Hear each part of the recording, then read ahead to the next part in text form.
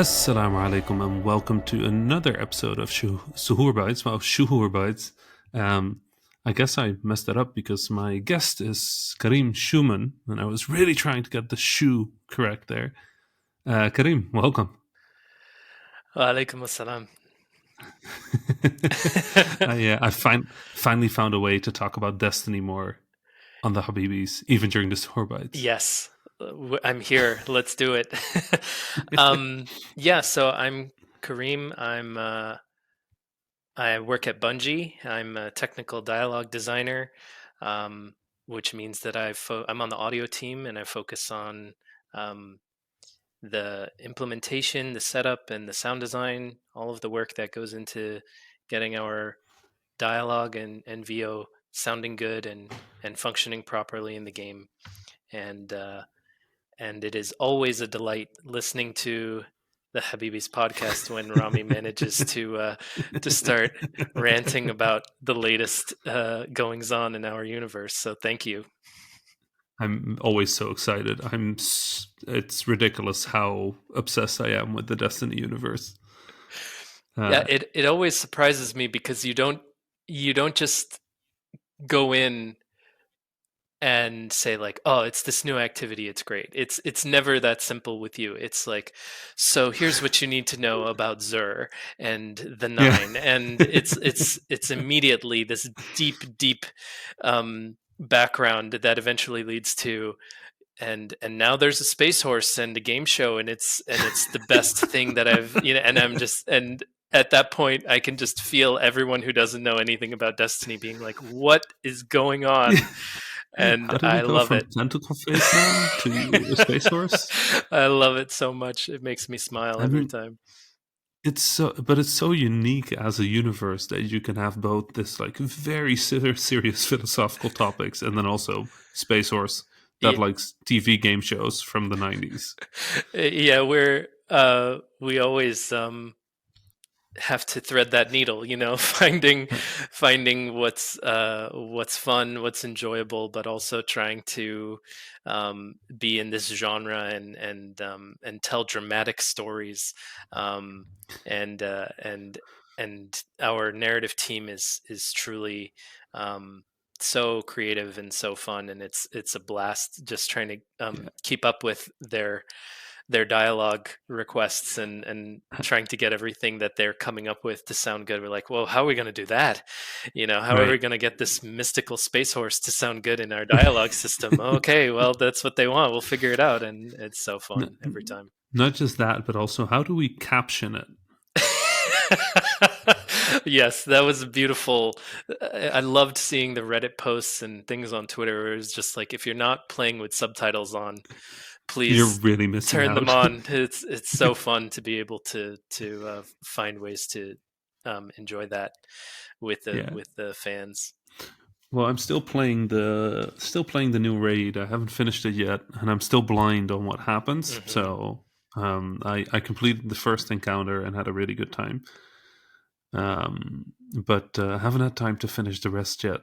But I'm Yalla pretty much yalla. up to date on the seasons. I know, No, I I'm know. joking. I'm joking. I I It's Yalla time. I know. no spoilers. No, No, no problems from me. I've taken a bit of a break myself because it takes up so much of my work time that yeah, it's a lot. But I still find myself getting sucked in for months at a time when I feel the need for it. And it's right.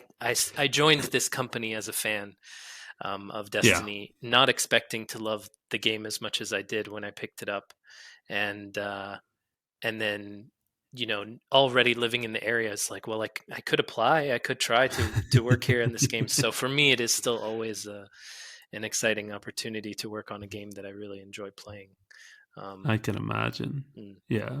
No, I kind of play it in bursts as well, where it's just like, when a new season comes out, I'll play along with the story, and then when the story sort of ends, I sort of like move away. I can't really do all the challenges. That's too much for me because I have a life and I need to have a life. But yeah, I still say like everything about Destiny just really works and even when it's broken in interesting ways. So Yeah. Yeah, you always I mean, it speaks to your experience in this industry and everything. Whenever there are conversations about this, and I'm always curious to hear your take about new things that we've tried, because um, you have such a strong sense without any insight necessarily into what it was like behind the scenes. I feel like you right, always have such a strong sense of how much work something must have been for us, or how um, wild of a diversion this is from what our normal cadence or what our normal yeah, buffet of options is. And so it's always refreshing to and I'm always curious what's I wonder what Rami thinks now that this is actually out in the right, wild. yeah. And because it always feels like a generous, you're very generous with your I mean, feedback and ideas, and it right. gives me a boost of energy instead of being, Oh, the standard, like, oh, some of them right, like it and some of them don't like it, I'll just get back to work. right. And Yep, yep. Yeah, I mean, it yeah, is such a it must be one of the most complicated games to work on in the industry, just in terms of like user base. So I always deeply respect what you and the studio are doing. it's fun Um, being on the audio team as well, because for us it's a bit simpler. We don't have right, necessarily all of the same big picture things to worry about. There are still right. challenges, but a lot of it comes down to this is the direction we're going in. How do we make it sound good? And trying Yeah, to get the quality and the creativity and everything in there working together. So yeah, in that yeah. regard, I can it's, imagine yeah, that. but it's a we're a team and working together, and it's always, the people who that feature or that activity was their baby, or that was their, Right, that's the thing they've been hoping they could do someday for maybe 3 years now or something like that. So it's always just, you hope and it here it works. is. Yeah, you hope it Yeah, works, and it lands, and it does what it wants, even if it's yeah. complex or tricky. It's wonderful. It's a wonderful game. Um, I wanted to ask real quick because we are doing suhoor bites for those of us having a more early morning breakfast. We always ask whether you have like a fun or interesting story from your Ramadan or your culture or whatever it is you want to bring. So I wanted to ask about that because we've Yeah. already talked about Destiny for 8 minutes. Yes, and and that is the trend. We For Habibis It really podcast, I is. feel like we're in on brand. Um, yeah, for my story, I wanted to look back and think about what it was like growing up, and that interesting time period when you start to feel you're old enough to start fasting, Right. and Yes. how um, different I think it is, probably for how I'm sure it's unique for each individual, but also Hmm. I think it's probably different for people who are outside the culture, who don't. It's probably a detail that they don't think about very much. Right. Yeah. Um, so for me, uh, I was living with my mom, and uh, it was just the two of us. My parents have been divorced since I was very young, Hmm. and Hmm. always still close though, and able to spend time with my mom and my dad, and make sure I'm seeing all of the members of my family. But at the time, I was living in Istanbul, Turkey, Hmm. with going to a British school, and and so living in a Muslim majority country, um, and with my mom, but going to a school where you had to be international to attend, and so most people at the school were not um, locals, and some of them were Right. half and had foreign passports, but and so therefore a lot of them were not fasting for Ramadan, or practicing um, in the same way, and so Yeah. it was a very personal decision. My mom I was 11 at the time, and my mom uh, is the person who uh, I have always learned my faith from.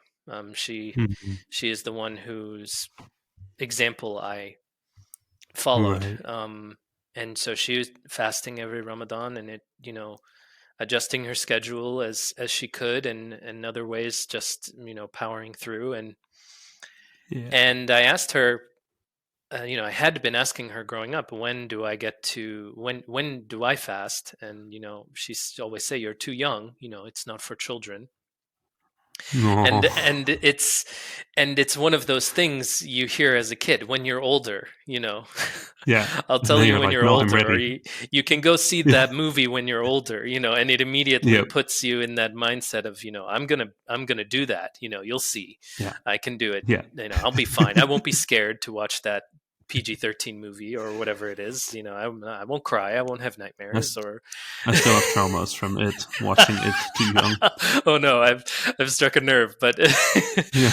but it's that momentum you have, I think, at that young age. And so I remember being 11 and trying to have a serious conversation with my mom. I feel I'm old enough to start trying to fast. What do you think? And she's, okay. And I'm sure trying not to smile because I'm being serious. And Right. she's like, okay, well, um, instead of doing the whole month, let's try, A a few few days. days, and then maybe Hmm. 2 weeks or something, and then work up to it. I Right. said, I said, okay, yeah, I can do that. And I remember going to school, and it's different when you're in school at that age because you have a lunch break.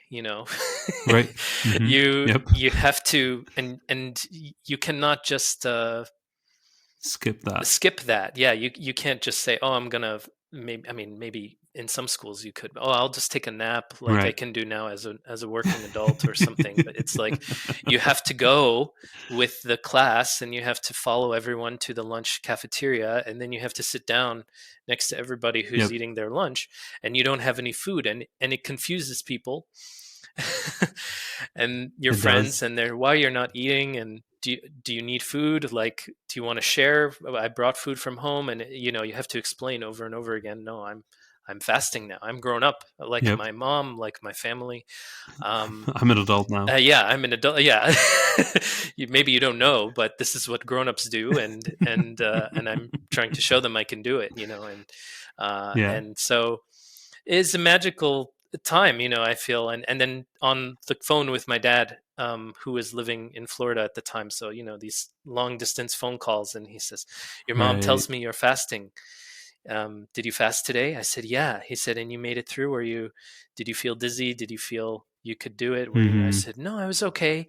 And he's, alhamdulillah, and he's so, he tells me he's proud of me, and it's this nice thing, and you work your way up to it. But at the same time, people don't uh, give you grace. If Right. you make Yeah. mistakes, you have a Yeah. drink of water by accident, or you forget that you're And fasting. that's really how it should be, right? Yeah, and Yeah. and I think that that's a beautiful coming of age Yep. experience that I got Honestly, to go I had through.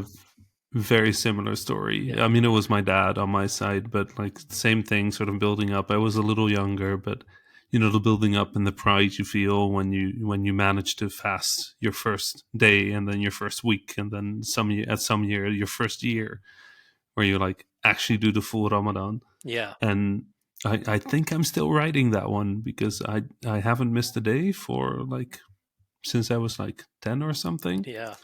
And I'm like very stubborn now Well, because yeah, 10-year-old me is like, nope, you're gonna do it. You're gonna do it.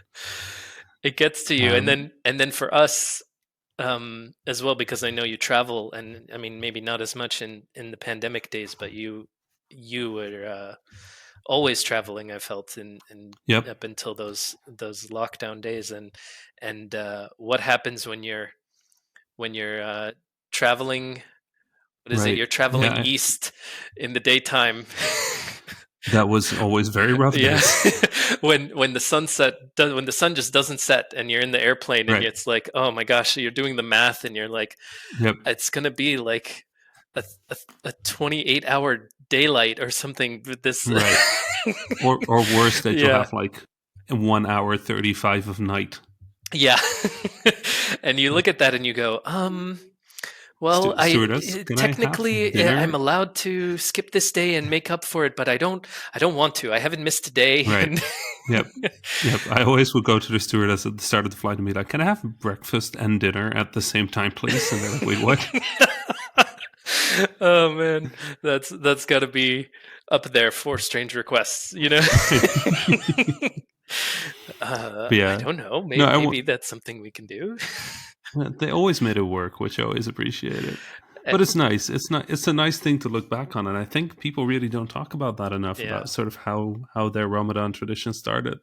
Uh, yeah. I a think good it's a thing to beautiful reflect one. on. I think it's a beautiful one. Yeah, I enjoy thinking back on those days and how they I build you can up.